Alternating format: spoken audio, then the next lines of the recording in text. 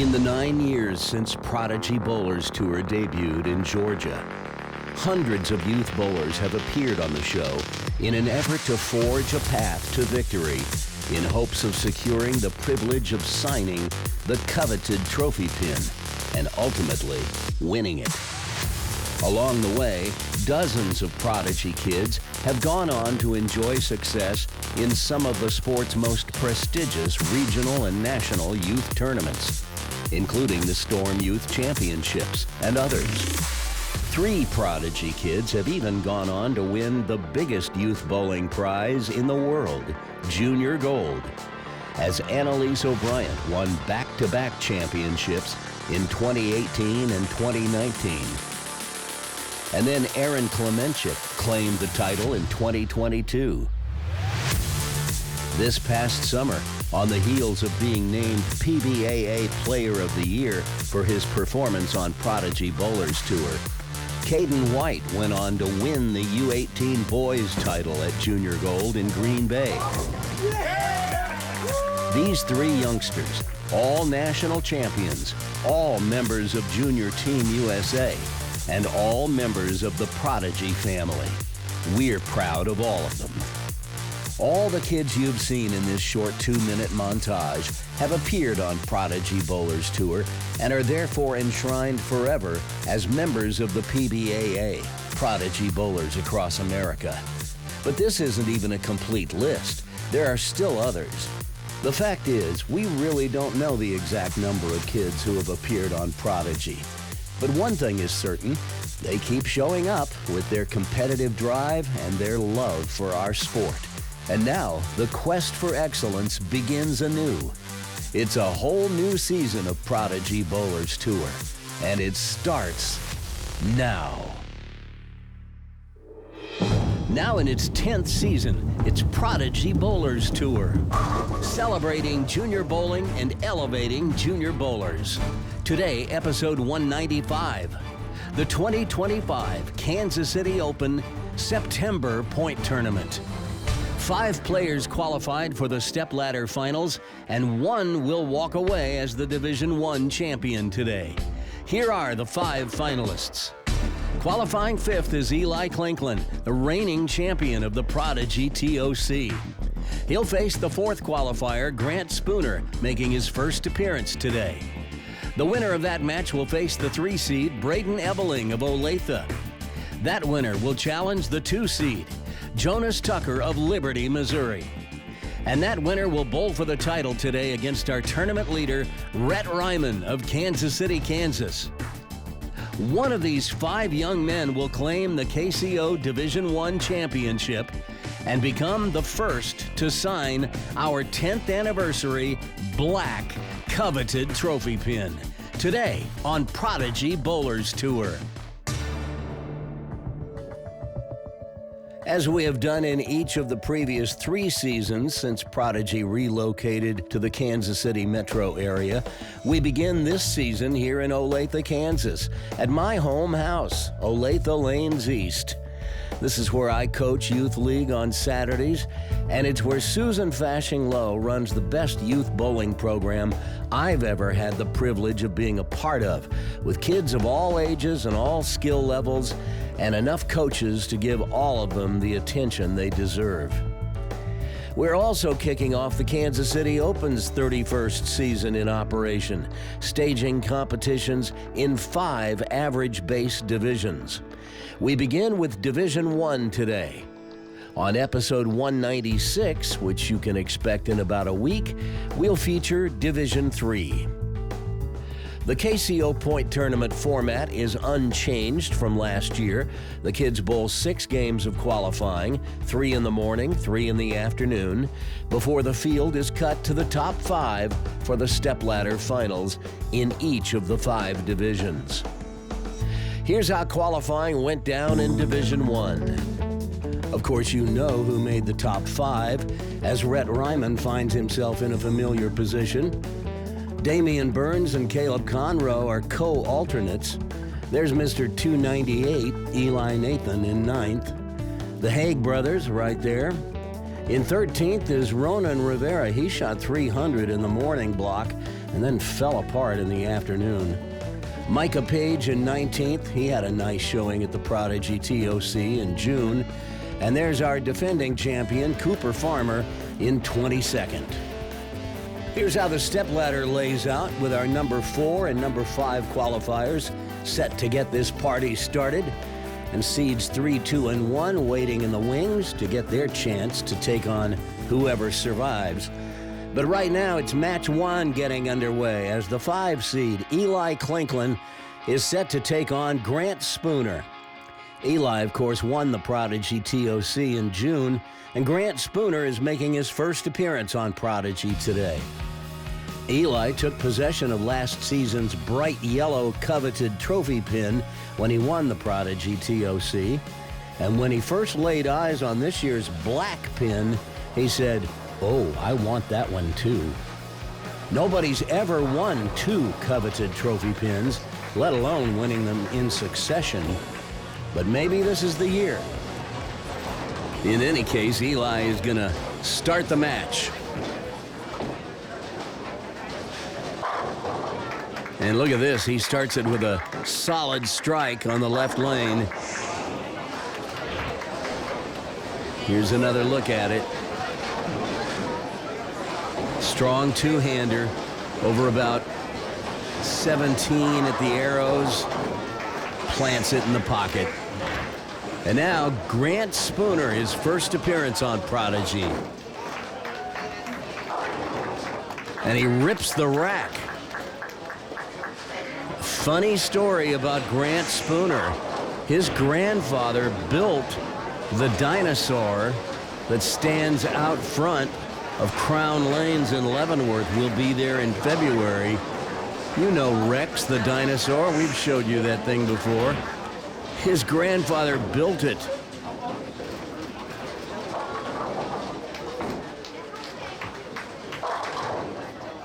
Well, that one creeps a little high, and he leaves the 3-6. Grant Spooner with 1 KCO win to his credit back in April when we were at Crown Lanes. I'm sure he feels comfortable with that dinosaur nearby. Covers the 3-6. So it's a strike spare start for Grant Spooner in his maiden voyage on Prodigy Bowlers Tour. And now Eli moves over to the right lane, working on a strike.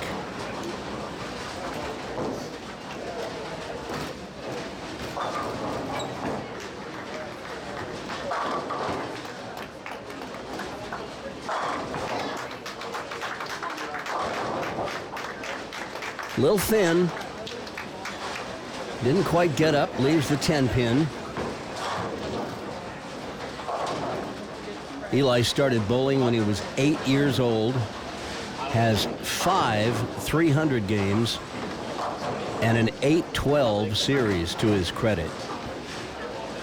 That's some serious bowling.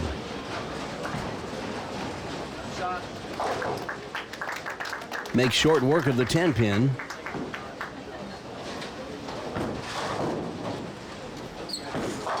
This young fellow got into the Prodigy TOC back in June, not by winning last season, but by being among those Division I players who finished in the top 10 in the KCO point list. There was a special exemption that we extended last year to fatten up the Division I field a little bit, and Eli made the most of it.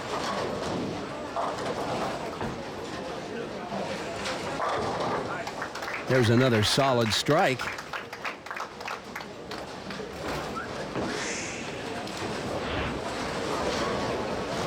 Take another look at it. A 5-step approach.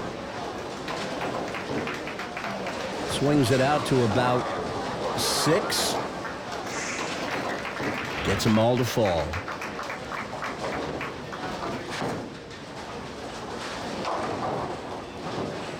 Well, you could see Grant look down at his feet.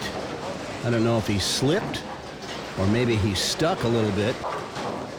players tell me that the approaches here at Olathe Lanes East are kind of known for being a little tacky at times. The 2-4-5. And he covers it. Grant started bowling when he was 8. His first league he joined when he was 9. High score, 299. He has a 736 as his high series. Throwing a lot of shots like that. Knee deep in the pocket. Watch how he stands up on his last step. See, his knee is hardly bent at all. I'd like to see him stay down, bend that left knee on the final step, and stay down through the shot. Eli working on a strike. Can extend the lead to 13.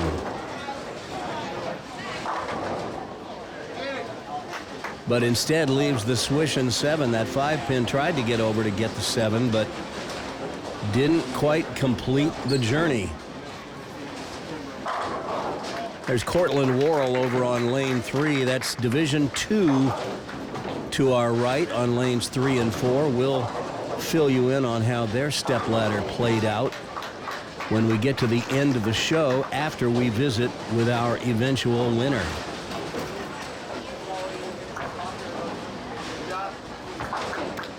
Eli covers the 7-pin with ease.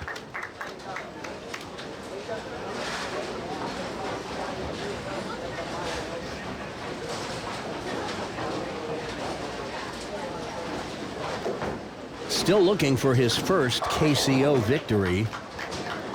He's won the Pepsi, and of course he took the Prodigy TOC this past summer, but he has yet to win a Kansas City Open.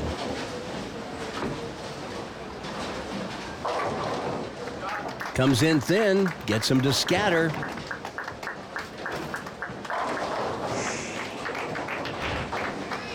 Watch it again.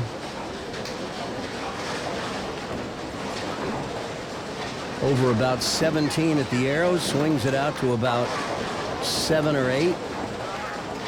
Hits light. Shakes him up.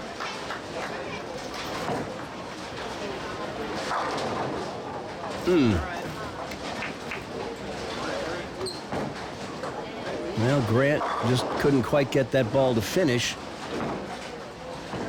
And so he leaves the soft 10. He'll move to the left side of the approach and go cross lane at it. And covers it easily.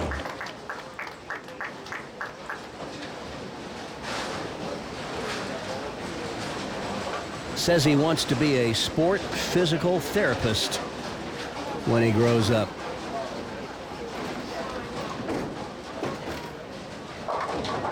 Uh-oh. Well, that one just didn't quite come off his hand the way he wanted to, I think. Caught it on the upswing, maybe gave it a little extra juice, and it overhooked on the back end, and he's got the 4, 6, 7, 9. This is makeable. This is just like the Greek church, but without the 10-pin. He's going for the wrong side.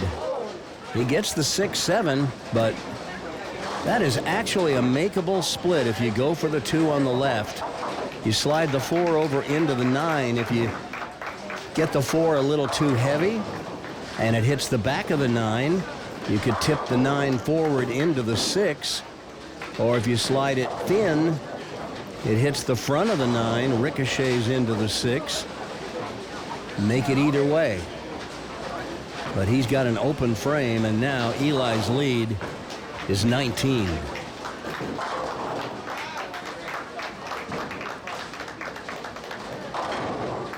And Eli powers over the whole rack with a light hit that swishes the 5 over into the 7. Watch this.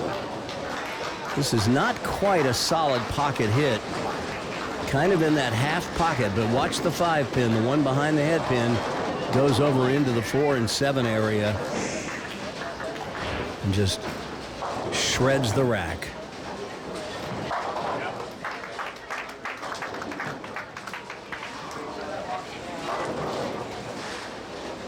And now he can really get out into a commanding position with another strike here in the 7th that would extend his lead to 39.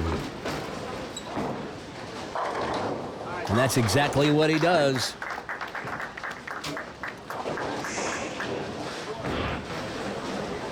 Watch it again. This is another very similar hit to the one we saw swish out the 7 earlier. Half pocket, 5-pin goes over into the 7-pin area, and see you later, pins.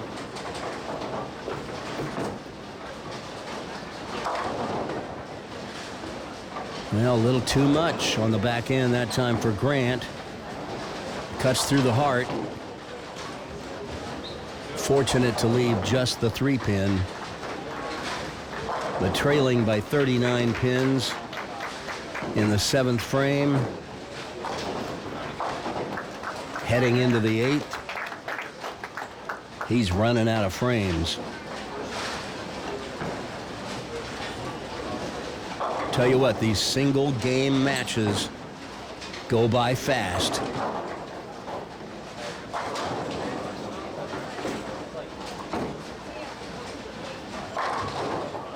That looked like it was crowding the head pin a little bit, but he got enough of the pocket to take them all out.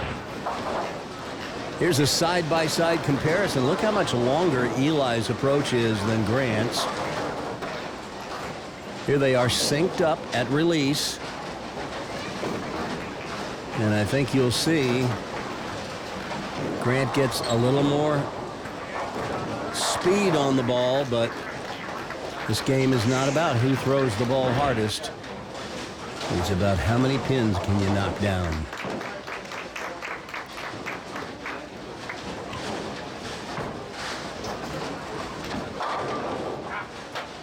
There's another weak 10. Ball just finished a little late, a little behind the head pin. Wasn't in that good roll to penetrate through the rack. So a little too much deflection. And that sends the 6-pin into the gutter where it just lays down and doesn't want to do the work to knock out the 10. But Eli covers the 10-pin without breaking a sweat. And he maintains a 38-pin lead heading into the 9th frame.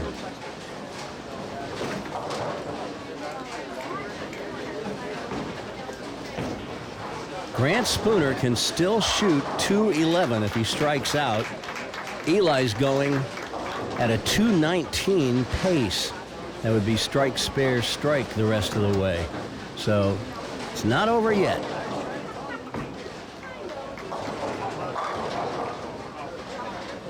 And there's another soft 10.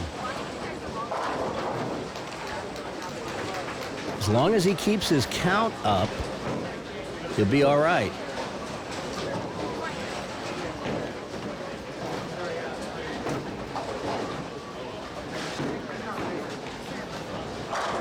Go cross lane at the 10. Don't want to get careless on one of these. And he takes care of it. So Eli just needs a mark and decent count in the 10th, and he can put this match away. That assumes that Grant strikes out, which would be his only chance. But with that failure to strike, that just about seals it for Eli. I guess it's still possible if Eli were to foul or throw a couple of balls in the moat. But that open frame ought to do it. So Eli wins match 1. And it's going to be a learning experience for Grant Spooner. Look at the big loft. The big loft can tend to delay the hook, but sometimes when you catch the finger holes on the upswing on the big lofted shot, you tend to put a little more juice on the ball and it has a little more reaction on the back end. And I think that's what happened on that shot. It's not going to matter. He's going to finish with 169 if he strikes on the fill ball, and that's not going to be enough.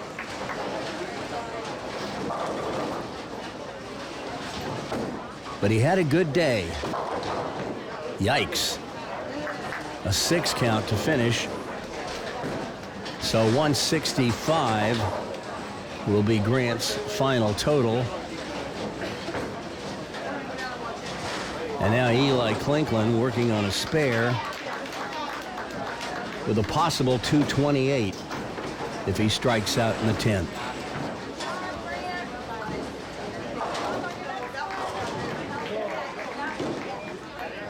Doesn't need it, though. Just wants to stay loose, stay lined up. Well, here's an errant shot. Wide right. There's the 1-2-6-10. A form of the super washout. Two ways to make it. You can put the ball on the left side of the head pin, drive the 1 pin into the 6 and 10, or put the ball on the right side of the 1 pin, have it deflect over into the 6-10.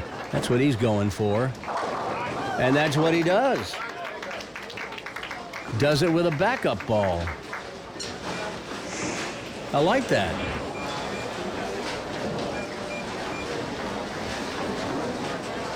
Seeing this more and more with young people. They practice the backup ball. Of course, Eli, good friends with Caden White, who won a tournament on Prodigy last season, the May Point tournament, when he bowled with his backup ball because the right side of the lane was so chewed up. He just took it out of play and played down the left side of the lane with his backup. You practice it enough, it can come in very handy at times. So it's a 214 to 165 victory. Eli Clinklin takes match 1, and now he's moving on to our second match where he'll face Olathe's Braden Ebeling next.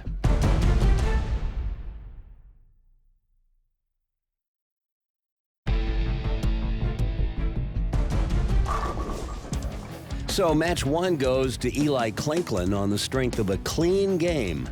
Grant Spooner had a couple of opens, and Eli threw in a turkey in the middle of the match, while Grant was never able to string any strikes at all, not even a double. So Grant comes away with a valuable learning experience, which should serve him well the next time he makes the TV finals. Meanwhile, Eli picks up where he left off at last season's finale, where he won the Prodigy TOC. And now we move to match 2, where Eli Clinklin advances to take on our number 3 qualifier, Braden Ebeling. Braden's been on Prodigy a time or two before, but he's still looking for his first match win, let alone his first title on the show. Braden began his qualifying round with a rock-solid 267 and then sort of coasted in the rest of the way. So it'll be interesting to see if he can regain some of that magic he had at the beginning. Eli had much the same pattern this morning. His high game in qualifying was his first game, a 247, and he more or less treaded water the rest of the way, just enough to avoid falling out of the top 5. But now these two players meet in match 2, with the winner advancing to face fireballer Jonas Tucker in match 3.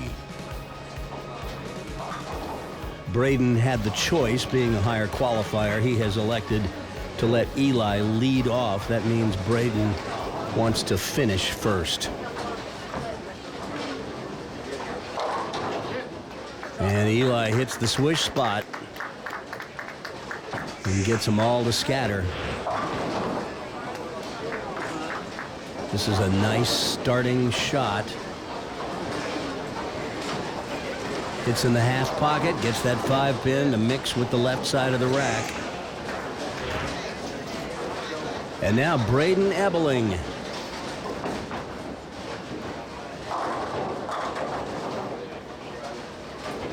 Safe, a little wide, but he mixes up the rack and gets 9 out of it, so just the 2-pin.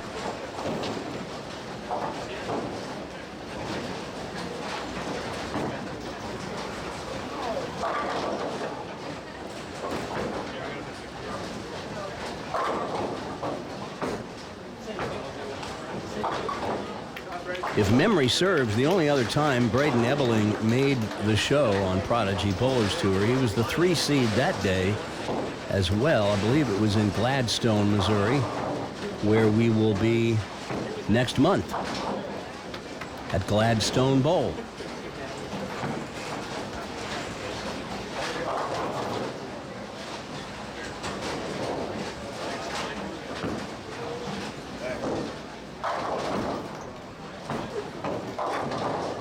And there's that shaker that we like to see, that light hit that just sends everything scattering.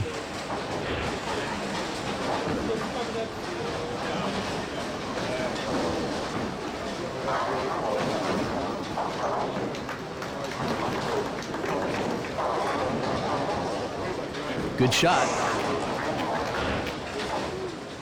A slight age discrepancy between these two players. Braden is 16, Eli 17.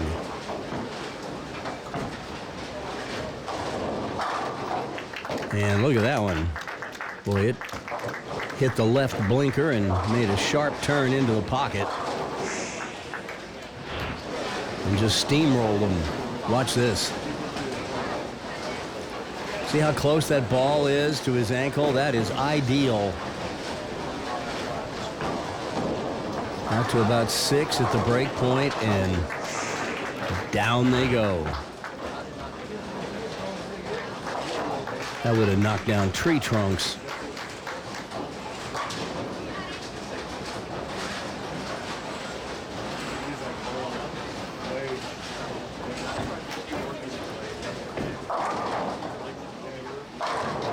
There's another one. So Eli off and running with a turkey to start here in match 2. Tell you what, the thing I like most about Eli's game is how steady his head is through the release. It doesn't move. He's just rock steady. That's excellent.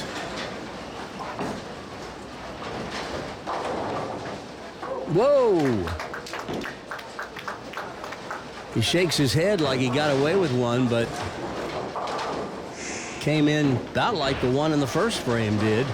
But this time, watch the head pin, the one in front. It's going to go to the left wall and come back and roll out the 2-pin. Just like he would draw it up, I guess, huh?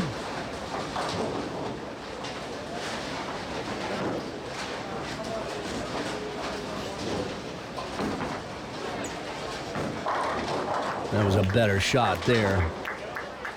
A little slower, a little more under control. And solid in the hole. Watch this. Over about 8 at the arrows, out to about 7. Pins had no chance. Nice little down and in shot for Braden.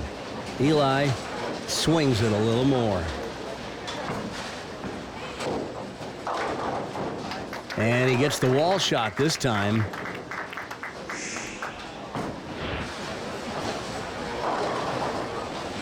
We'll see it again. When I say he swings it a little more left to right trajectory in the launch angle. Gets it out to about 6. That one just barely got back.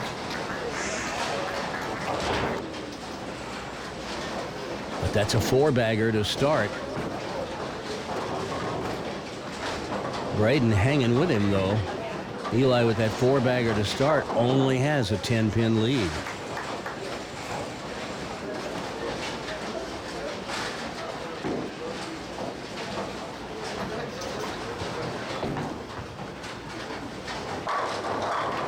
Boom. Couldn't place that one any better. I like this guy's game. He's got a very compact swing. Kind of reminiscent of Caden White. Eli, a good bit taller than Caden, but still has that compact swing.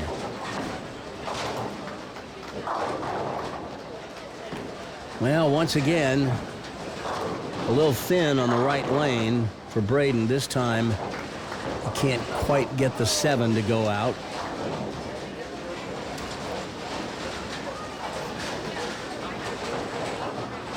But this should be a routine spare. Well, I tell you what, though, when your opponent is just throwing strike after strike after strike, you can get frustrated in a hurry when these won't go. Covers the spare.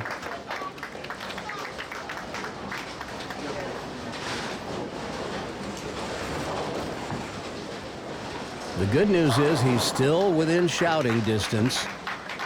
In a high-scoring game, you can pick up 21 pins in a heartbeat if you can keep striking.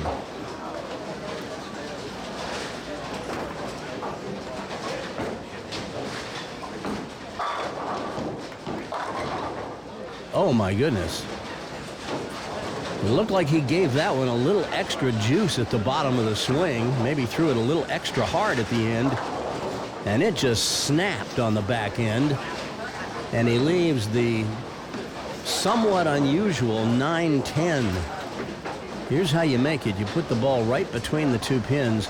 It's considered a baby split because you make it by touching both pins with the ball. Oh, that was a pretty good effort. He didn't miss it by much. Take another look. Just how close was it? He missed it by maybe an inch. An inch at 60 feet, or actually that'd be about 63 feet. It's 60 feet from the foul line to the head pin, probably another 3 feet to the back row. Not bad, but it's an open frame, and now Eli leads by 34. And now Eli leaves a challenging spare. Comes in thin, leaves the bucket. The 2-4-5-8.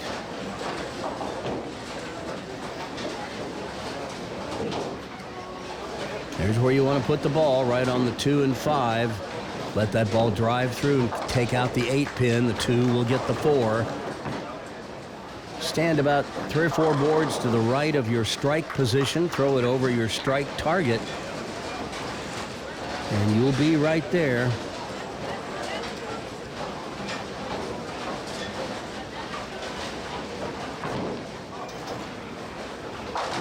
Oh my. Well, there's an unforced error, and all of a sudden he just let Braden right back in the match.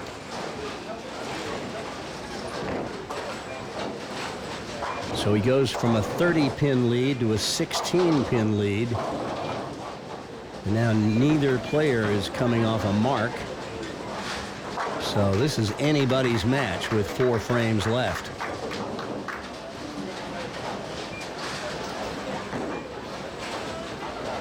And now if you're Eli, you just forget about that one. Reset and start over.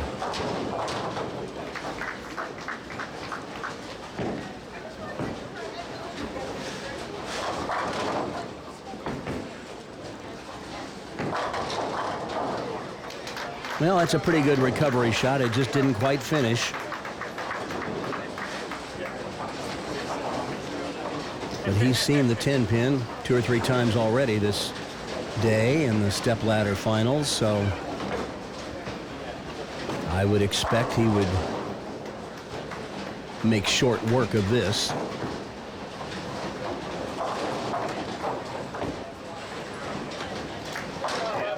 Eli, a good spare shooter.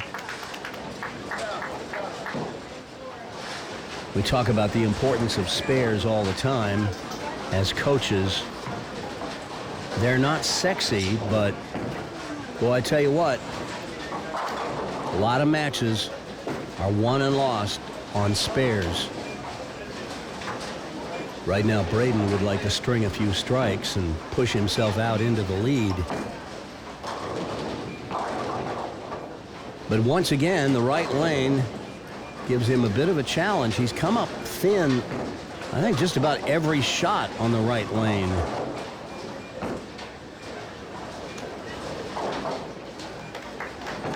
Needs to make a slight adjustment on that lane. He's got to bowl on it one more time this match in the 9th frame.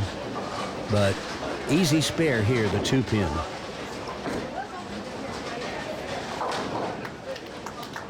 No problem.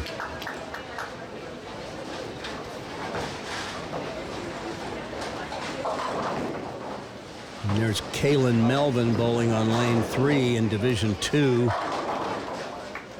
We'll summarize how their stepladder finals played out when we get to the end of the show after we talk to our winner.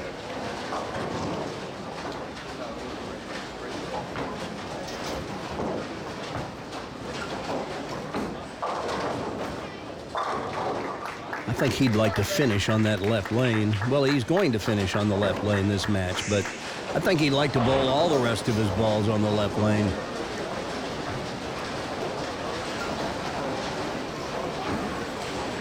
Right over the second arrow, out to about 8. Snaps out the 10-pin like a boss. All right. Eli working on a spare, leading by 16. And gets the light shaker to go. That's big.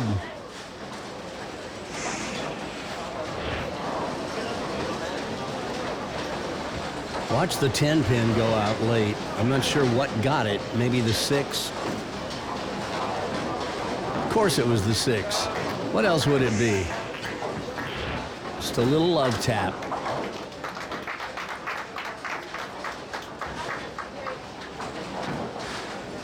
But now it gets very interesting. Both players working on a strike. Up in the 9th.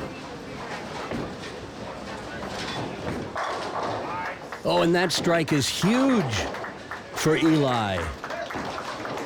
If he doesn't strike in the 9th frame on that ball, Braden could get up in the 9th and 10th, strike out, and shut him out. But because Eli got this strike, no matter what Braden does in the 9th and 10th, Eli will still have a chance.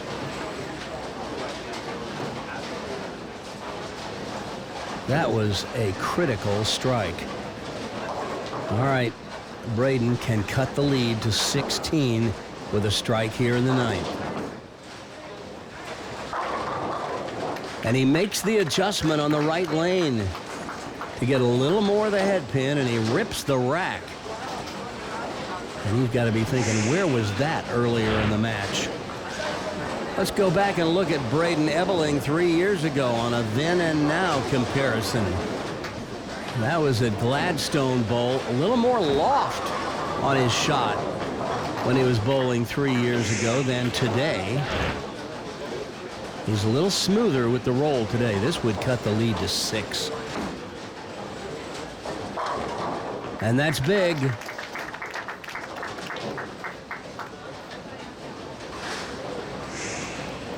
Watch it again. This might be the best shot he threw all match. Over about 9 at the arrows, out to about 7 at the break point. Snaps out the 10-pin. And now a strike here in the 11th, and he'll take the lead. But no, it comes in thin. Same problem that persisted for him through most of the match on the right lane. Rears its ugly head on the left lane, so he loses a pin in count, but with a spare, he'll finish with 225, will trail by 7, but that will force Eli to mark. If he'd been able to strike on that ball, he would have forced Eli to strike on his first ball. But as it is, Eli must mark and get good count. He's on a double, so got to pay attention to his count on the first ball. But the critically important part of this is he must get a mark.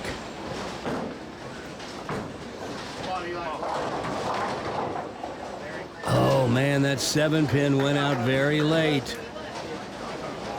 I guarantee you that got Braden and Eli's attention. But it's just the 10-pin.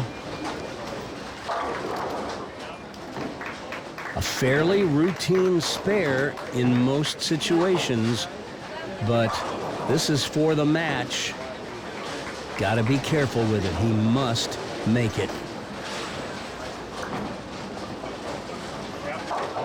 And he does.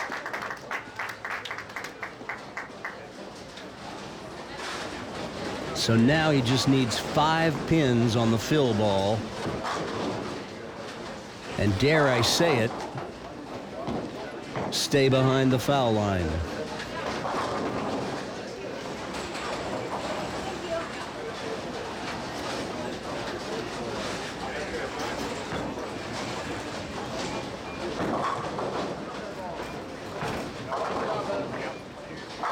That's a winner.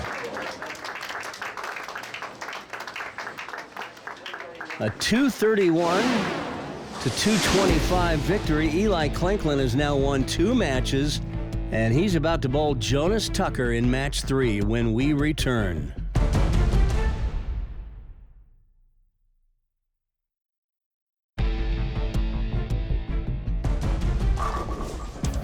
So in a hard-fought nip-and-tuck battle, it came down to the 10th frame. One more strike by Braden would have forced Eli to strike on his first ball in the 10th. But as it was, Eli still needed a mark and got a bit of a break when the 7-pin fell out late, leaving just the 10-pin, avoiding the dreaded 7-10 split. And Eli's conversion meant he just needed a handful of pins on his fill ball to put another match away. A well-bowled effort by Braden, but it comes up just short as Eli Clinklin now advances to face our 2-seed, Jonas Tucker of Liberty, Missouri. Jonas has been close on Prodigy before, but he's looking for his first win on the show. Jonas was steady in qualifying today with 4 of his 6 qualifying games above 230, so I look for him to give us a strong showing. But Eli just threw 8 strikes in his match against Braden, so it looks like he's getting very comfortable on the TV pair. One of these 2 young fellas will be bowling for the title against tournament leader Rhett Ryman, who you would think would be a handful for anyone he faces.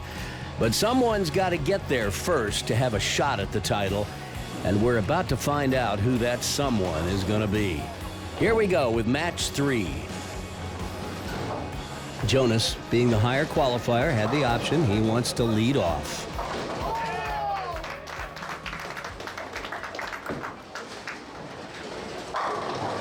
And boy, what an opening toss. I remember the first time this kid made it onto the show, I told you guys, wait until you see this fireballer throw it. I've been waiting for him to have a breakout performance on Prodigy. Maybe today's his day. He can really rev it up. Eli might have his hands full this match.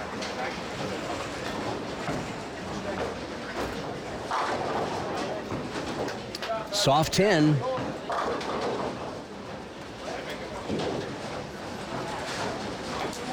Both of these players 17 years old. Eli turns 18 in March. Jonas actually will turn 18 between the time this episode was filmed and the time it releases. Uh-oh. Houston, we have a problem. Eli lets one get away. So 1 in the moat. And Eli opens in the first frame, giving Jonas an 11-pin lead right out of the gate.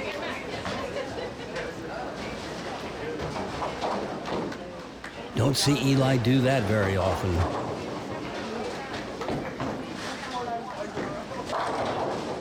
Oh my goodness. Well, it looked like he got that one just a pinch wide. It may have hit the drier part of the lane a little soon, so it started hooking early. But now he's got the 4, 9, 10. Here's how you make it. This thing is so ugly, it's got a name. Grandma's Teeth. I'm not sure we've ever had this on Prodigy before. The 4, 9, 10. Oh, how about that? Whoa, what a shot. Well, that would have made the Greek church if the 6 had been up. And, of course, the 7. Watch this. This is why I always recommend shooting the Greek church this way. That 4-pin bounced forward off the 9 and would have taken out the 6. But look at this. And his reaction. He's a happy boy. As well he should be. All right.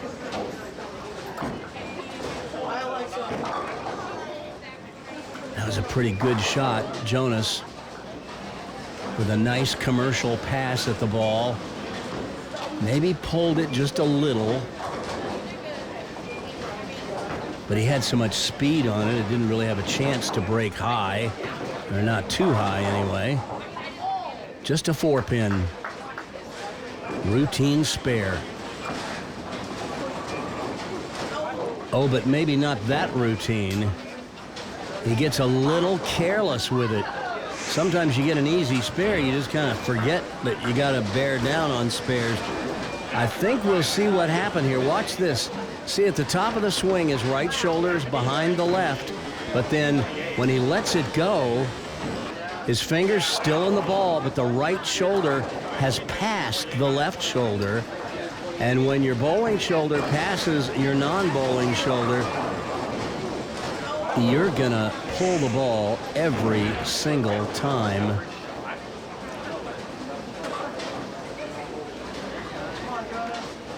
And apparently there was a slight delay there, problem with the scoring on the overhead score sheet, but you've got it correct on your screen.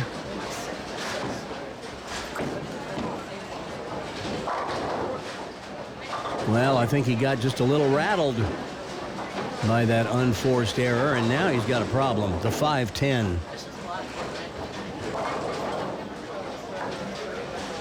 Put the ball on the left side of the 5 and slide it over into the 10. He goes with the backup ball. I don't love that method, but it's an open frame, so back-to-back opens for Jonas. After Eli gave him a gift in the first frame. And I think that 4-9-10 conversion just upset the apple cart. May have gotten under Jonas's skin a little bit. He gets back-to-back opens after Eli converts that improbable split. And now he's up on the right. And tips out the 10-pin.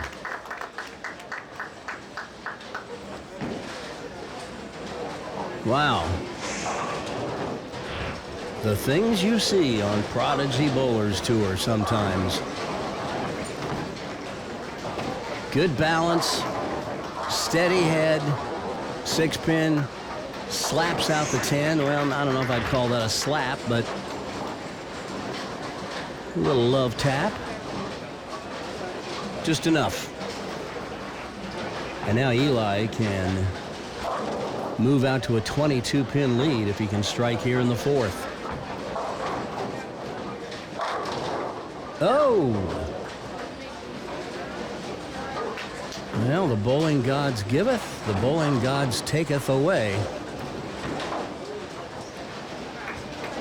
An apparent good hit, but the 7-pin remains, and As I heard Nelson Burton Jr. once say on the national bowling telecast, sometimes when one round object hits another round object, they don't always react the same way.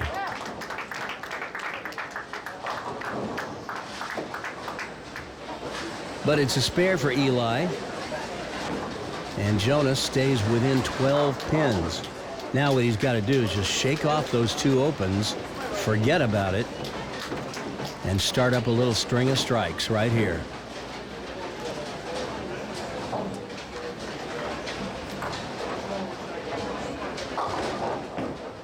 But no. Again, he gets it a little wide, finds the dry part of the lane out there. A little too soon. It starts hooking early and breaks sharply through the nose, and he leaves the 3, 4, 6, 7. Here's how to make it. Yikes. That's 3 opens in a row and short count, 7 out.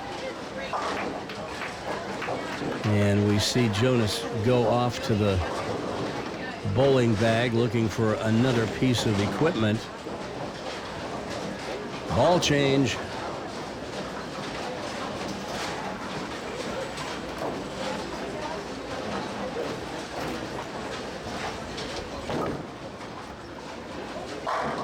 There you go. I like the looks of that one. And now he's got to be asking himself, why did I wait so long to make the change? That looked like a solid shot all the way.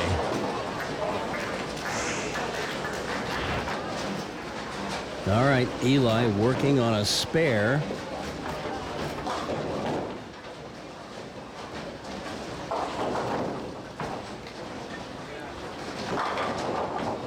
And this time, he gets the messenger to take out the 10-pin.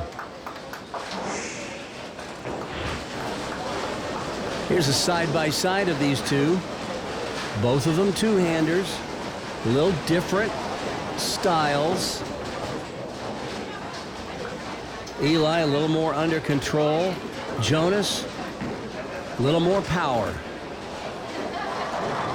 And a little more speed.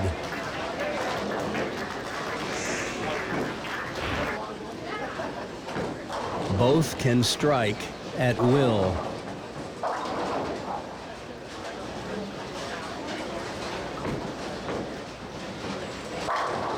Boy, there's another good one. Eli with a double to extend his lead to 35 pins. Look at how compact Eli keeps his swing. That ball never gets above belt high. Very reminiscent of Caden White. Similar result, too. All right, Jonas working on a strike. And he takes advantage of it and cuts Eli's lead back down to 25. I think now that he's made the adjustment with his equipment, going to a different bowling ball, I imagine he's feeling a little more confident right now. Sometimes that's all it takes. Just what's going on between the ears can make the difference. Strike here and he can make it a match.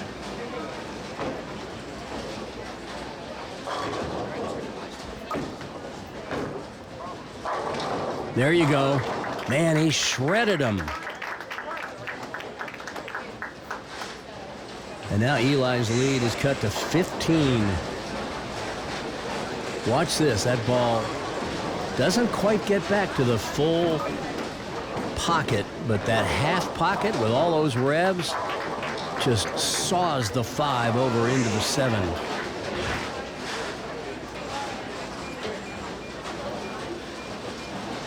All right. I guarantee you that got Eli's attention. Andrea, can you come to the front counter, please? Andrea, can you come to the front counter? And Eli comes up a little thin. Not sure if that PA announcement distracted him at all. Although I think it was made after the ball left his hand. But it's the 4-7, a pretty easy spare for a right-hander.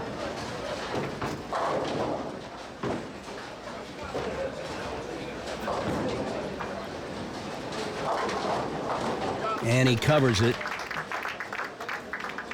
Loses a couple of pins in count, leaving the two standing.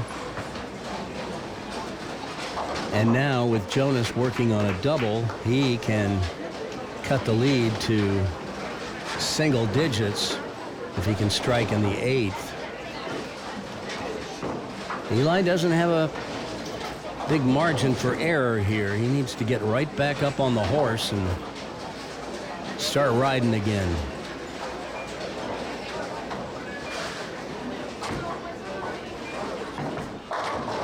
Oh man, that was almost dangerously high. Crowding the head pin, but he just got enough of the pocket to stuff him straight back. Watch this.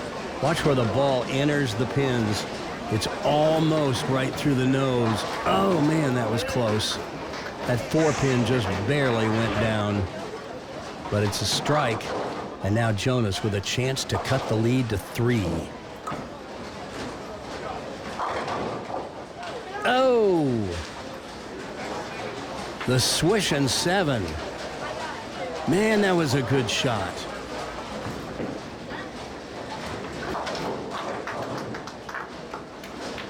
But now he's got to go for the corner pin. Don't get careless now. All right, he takes care of it.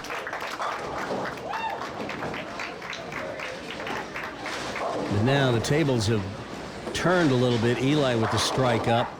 Jonas working on a spare, so Eli with the advantage of 14 pins and the strike up. Definitely in the driver's seat, but Jonas still with the 9th and 10th frame left.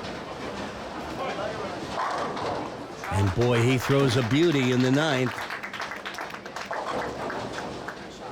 That could set up a very interesting finish, depending on what Eli does.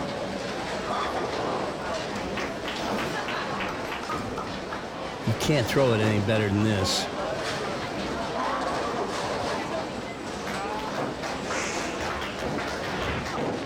All right. Eli would love to put another strike on the board right here and just end the stress. How about that one? How about that one?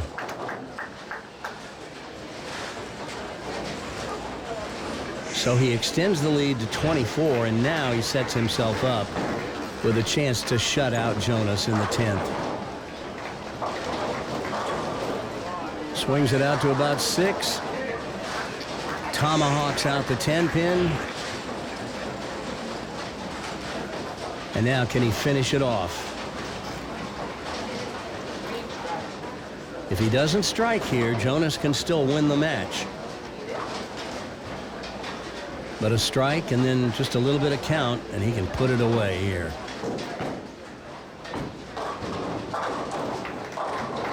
Oh, he was asking for it to climb. He knew he sent it a little wide, but that extends his lead to 34. So he's just going to need a handful of pins now. This is big. He's begging for it to get back. It does.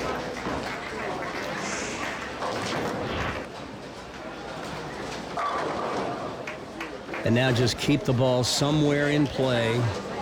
Stay behind the foul line. Don't make any silly mistakes. And he'll be bowling for the title.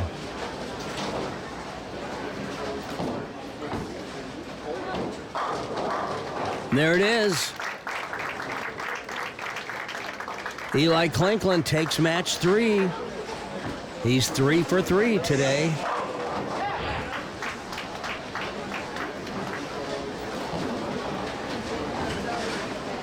Not much doubt about this one.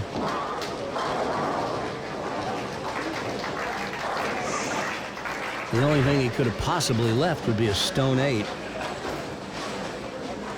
Strike for 227.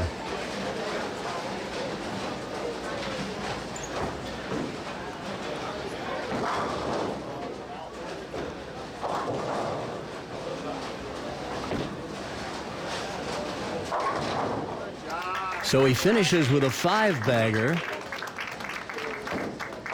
and 7 out of the last 8. So I'd say he's rounding into shape for the title match. And Jonas just got himself in a pickle when he had those 3 opens in a row in the second, third, and fourth frames. Otherwise, he bowled okay the rest of the way, but boy, 3 opens in a row, that's asking for trouble. He knows. But I look for this young fellow to be back on the show again and again this year. He's one of those players we kind of had our eye on this off season, saying he might be one that steps up in that next wave. Okay, he's going to throw his backup ball to close it out. It's Eli Clinklin with a 227 to 183 victory, and now Eli will bowl Rhett Ryman, our tournament leader, for the title when we return.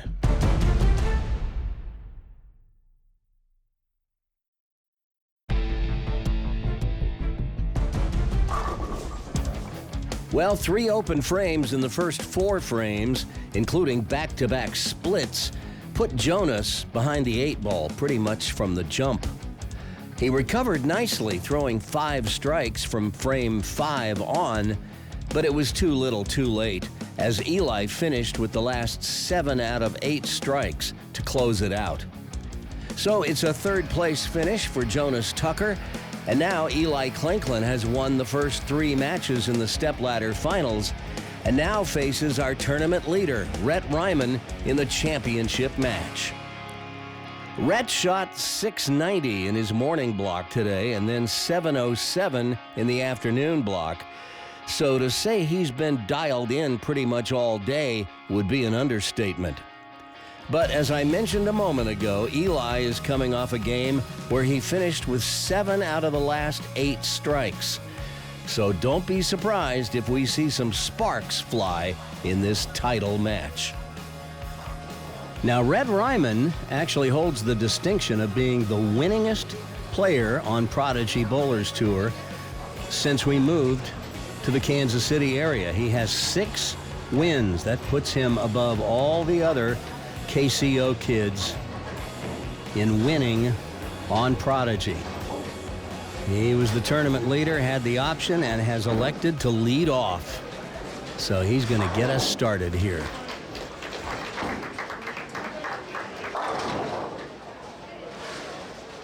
Oh, what a break. That brings a big smile on his face.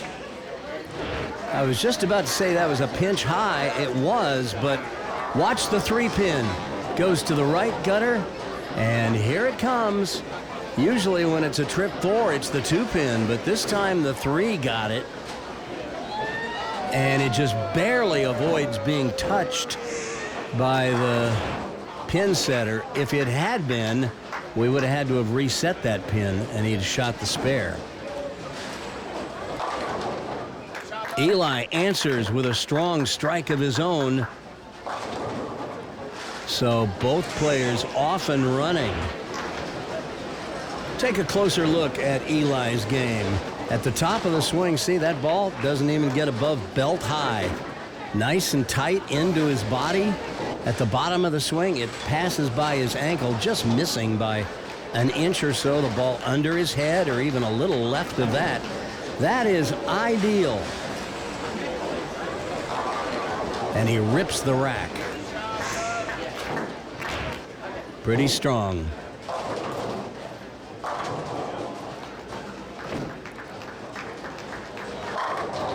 Boy, there's another good one. Looks like Eli is loose and freewheeling now. Here's his footwork. 5-step approach. Little slide over 15 at the arrows, out to about 7, and down they go. And now Rhett Ryman, who won the KCO Invitational to close out the KCO season back in June. Comes in thin, and this time got a little problem. A baby split variation, the 2-5-7. We call it the baby split because you make it by touching the two key pins with the ball. You put the ball on the left side of the 2, it'll deflect over into the 7.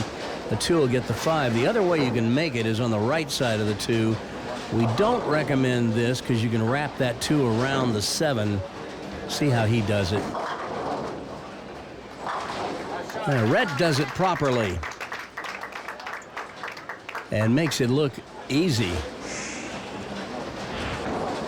Watch it again. He comes from the right side, but that ball's going to get the left side of the 2 pin, deflect over into the 7. The 2 gets the 5. Easy peasy.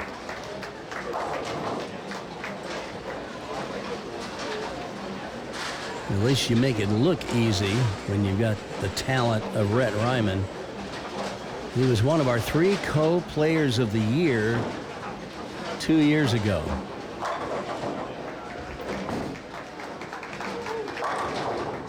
Comes back with a solid strike in the 3rd.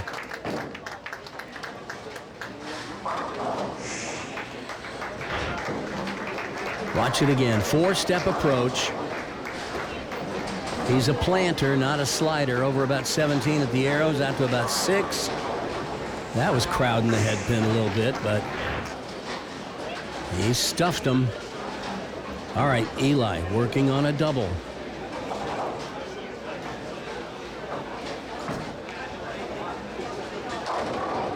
Comes in thin, shakes him up.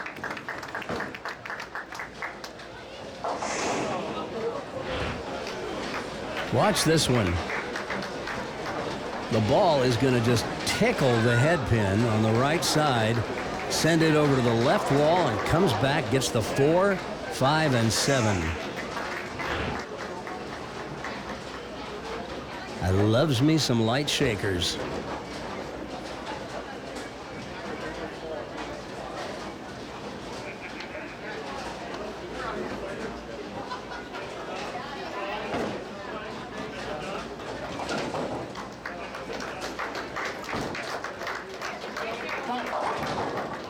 And he gets another light shaker to go. That one just tilting out the 5 and 7. I have no idea what got the 7 pin.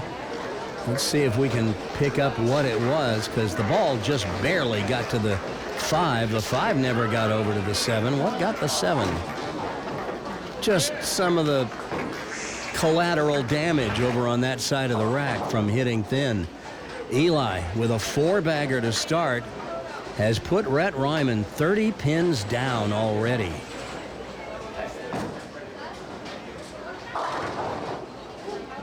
And Rhett comes up high in the 4th.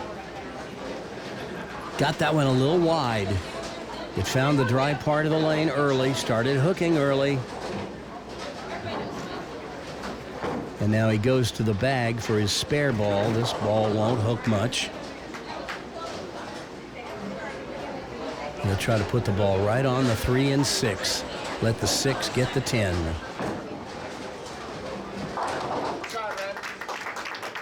Rhett Ryman, an excellent spare shooter.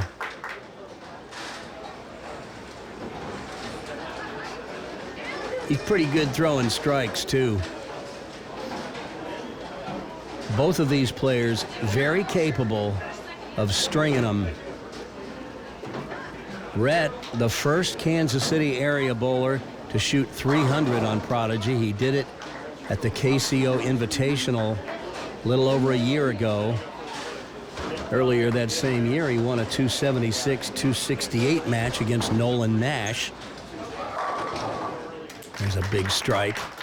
And, of course, Eli Klinklin won the scratch division at the Prodigy TOC this past June, shooting a 288. Thank you very much, with the front 10. That's how it's done.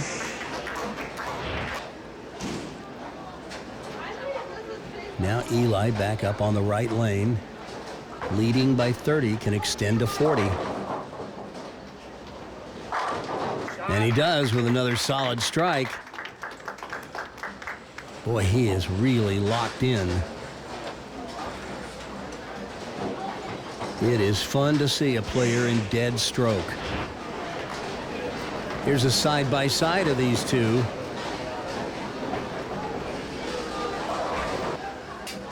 There they are, synced up at release. Rhett will give it a little more loft, a little more speed.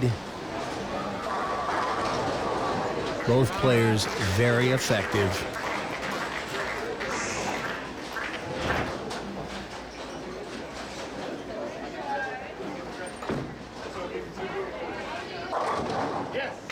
Boy, he is just locked in and just such a tender touch with the ball. He's not really overpowering the pins. Just rolling it off his hand, letting the ball do the work. This is just textbook, the way he's throwing it. And now Rhett trails by 50.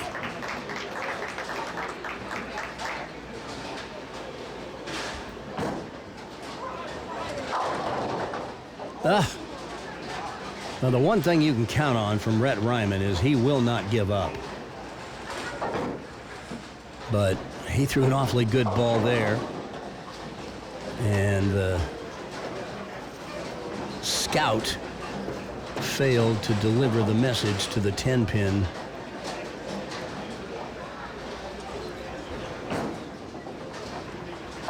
Covers it.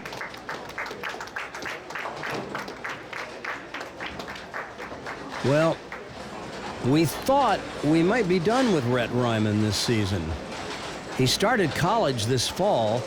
His birthday is just a day or two after the USBC dividing line that starts the new season. So we knew he had one more year of eligibility as a youth player, but we thought he was foregoing that year, opting instead to go to college. And he has started college. But an 11th hour decision, I say 11th hour, it was just before the season began. I'm not sure exactly when, but he decided to go ahead and come back and bowl youth bowling another year since he has the year of eligibility. So everybody thought they were rid of him, but no. You're going to have to deal with Rhett another season, youth bowlers. And I can pretty much guarantee you, as long as he's in the field at these KCO tournaments, he will be a factor. But Eli really holding him off today. Eli with a 6-bagger to start. Going for the 7th.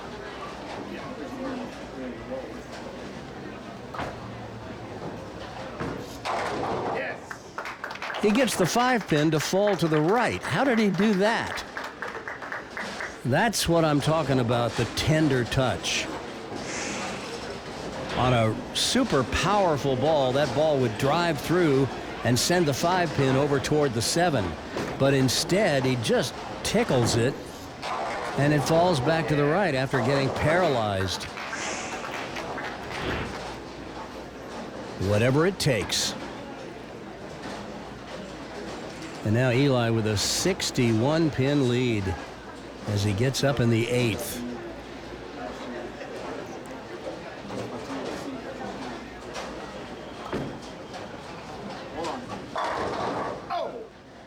Well, this time the 10-pin won't go. So we're not going to have a 300 today on Prodigy.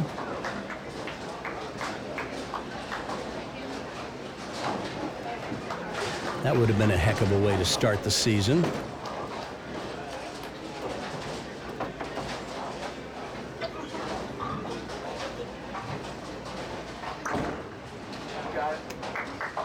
But he covers the spare. And he is on a glide path to victory here on our season premiere episode and at the opening tournament at the Kansas City Open in 2025.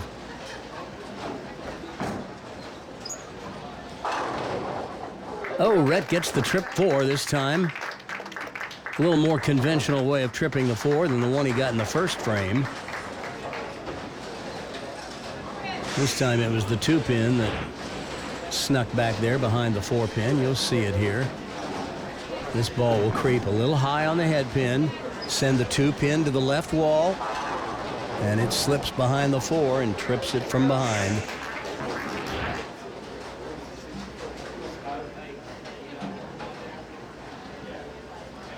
Possible 229 for Rhett. That would force Eli to at least show up the last couple of frames. But instead, Rhett goes high with his toss in the 9th. So the best he can do now is 209. Eli's already got that. And he's going to need 1 pin. I like his odds.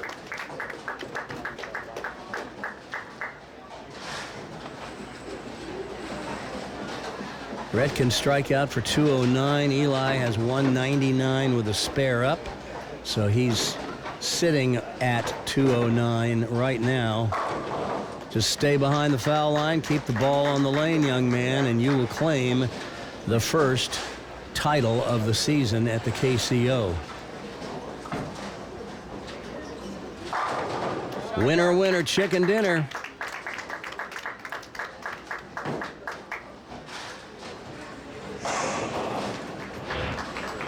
Here it is, the shutout ball.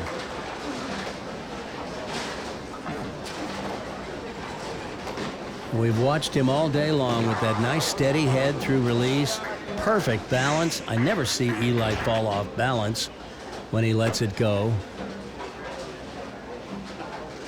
As we've discussed, he doesn't really overpower the pins, but he's got plenty on it. And he doesn't beat himself very often.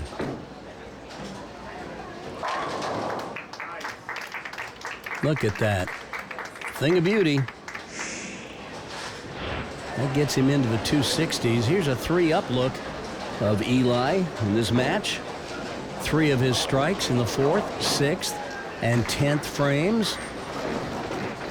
They all look pretty similar, don't they? Well, let's see just how similar they are. We'll stack them all on top of each other with our Prodigy exclusive 3-deep look. And you'll be able to tell just how much difference there is. Not much.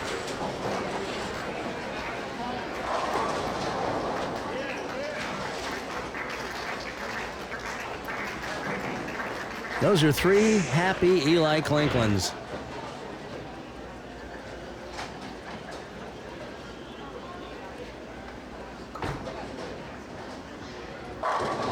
Boom.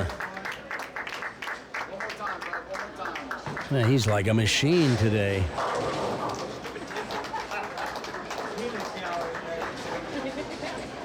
Really likable kid.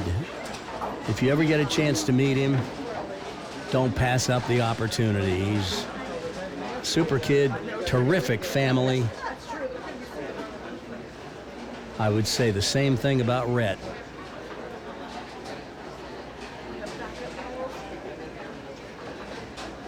You know, he carries himself kind of laid back and cool, but inside, he's burning. You don't bowl the way he bowls if you don't. Rhett may be a little hotter on the outside, but they both have that churning on the inside.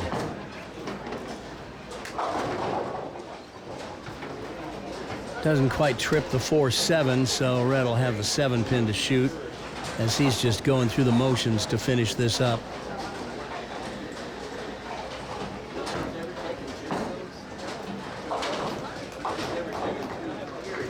One thing I really like about Rhett is even though the match is lost, he knows he's done. He's not throwing any shots away. He'll try on every ball. You got to respect that. Good shot to finish. It just wasn't Rhett's day. It's Eli Clinkland's day as he finishes with a 279-198 victory in the title match. And Eli's signature will be the first to go on the black coveted trophy pin.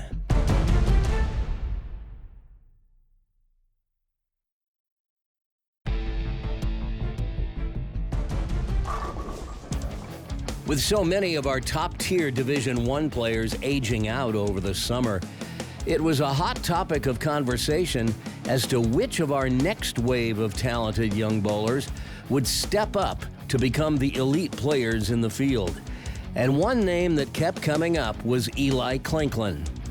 Today, he starts the new season by sweeping all 4 matches in the stepladder and then uncorking a little 279 on Rhett Ryman in the championship match. And Rhett Ryman picks up right where he left off last season when he won the final KCO event of the season, the KCO Invitational. Don't be surprised if we see these two again and again this year. But today, it's Eli's day, so he gets to be first to put his name on the new super cool black coveted trophy pin. Well, the last time we gathered on Prodigy Bowlers Tour, this same guy came out the winner. It's Eli Clinkland, and this time he did it with a 279 in the championship match against a most formidable opponent. Oh, yeah. So when you saw that you were going to be bowling Rhett, you kind of knew you had to go deep. Yeah, I figured it was going to be a slug match. We were going to be striking till the end. But well, and you certainly pulled it off. Congratulations. So what have you been up to this summer? nothing much, just a lot of bowling, junior gold. Nothing really else. Well, you know what this means. First of all, you're the first one to punch your ticket to the Prodigy TOC, where you will be the defending champion. And we have a new pin for you to sign. Yeah, I like this one. Yeah, this is a cool one. Yeah. So you get the first one to use the metallic gold ink on the new black coveted trophy pin. So there he goes. Put the date on it. 9/7/2025.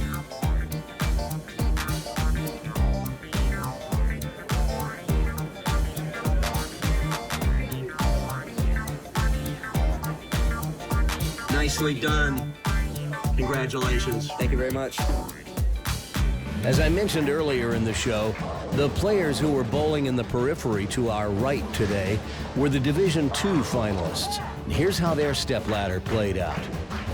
In the opening match, the 4-seed, Benjamin Rodert, defeated the 5-seed, Cortland Worrell, 228-204.